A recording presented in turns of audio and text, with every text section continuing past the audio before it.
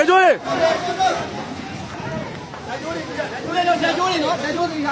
ဝင်းဝင်း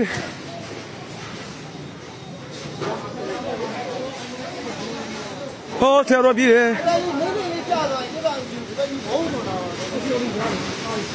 သွားပြီသွားပြီ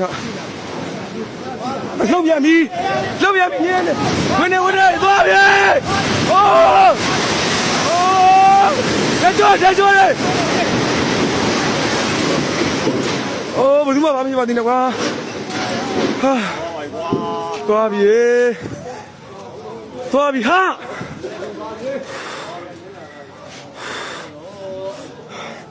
ကတော့ယူကြမယ်နောက်ဆုံးဖုံမူးလည်းနေမယ်နည်းနည်းနောက်ဆုံး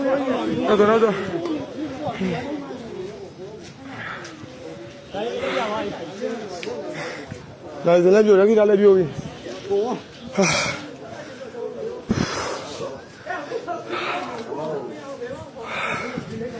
လောက်လာလေတော့ဟာရေကောက်တော့ကျင်းလေဟာဆောင်းမပြေကနေကွာစားပြေကိုတော့ရေဘယ်တော့ဟုတ်ပြီဘောဟေးတို့တောင်းနေရပြေတဲ့ကိုတော့ဖတ်ပြနေဒီအထက်ကို